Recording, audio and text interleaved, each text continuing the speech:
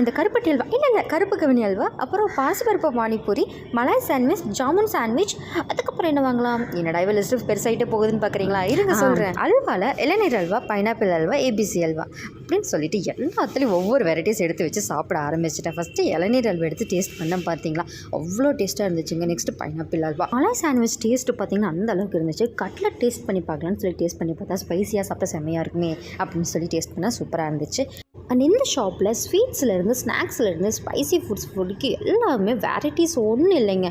4-5 நிறைய வெரைட்டிஸ் வச்சுருக்காங்க. Mini பப்ஸ்லேயுமே 4-5 varieties வச்சுருக்காங்க.